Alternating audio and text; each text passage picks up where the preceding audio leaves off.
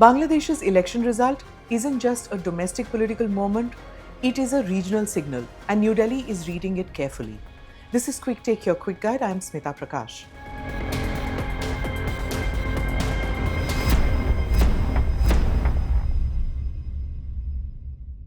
For the first time in decades, Sheikh Hasina and her Awami League are out of power. A party that once symbolized stability, economic growth, and a strong state has been rejected by voters demanding change. The result marks the return of Bangladesh Nationalist Party to center stage.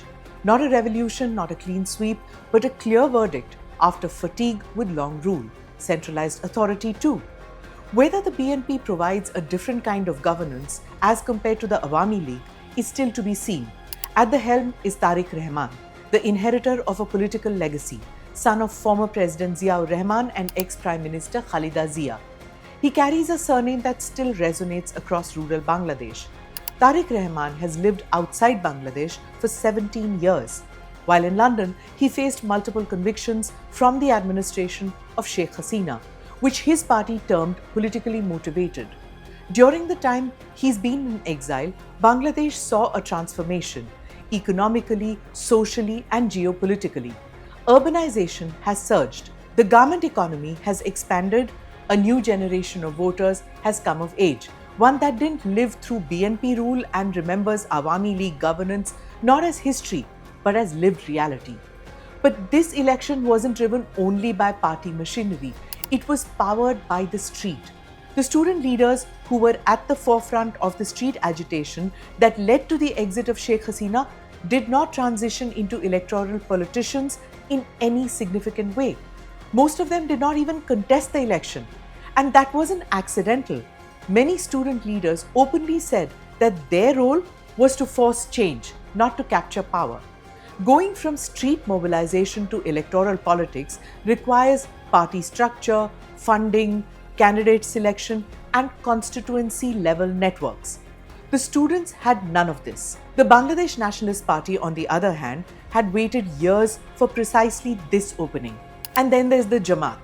The Jamaat-e-Islami Bangladesh, which was expected to be a kingmaker or disruptor at least, has failed to convert street presence into electoral success. This matters. It signals that Bangladesh's electorate, especially the youth, may be angry but not ideologically radical, at least not yet. They rejected authoritarian continuity as well as religious extremism.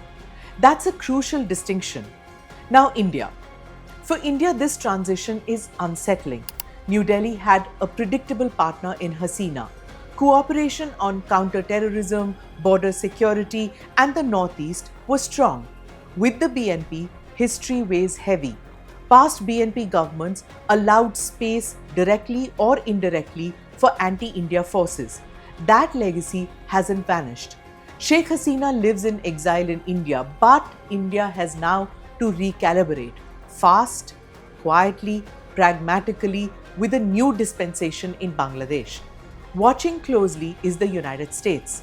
Washington, D.C. sees Bangladesh as a strategic asset in the Bay of Bengal.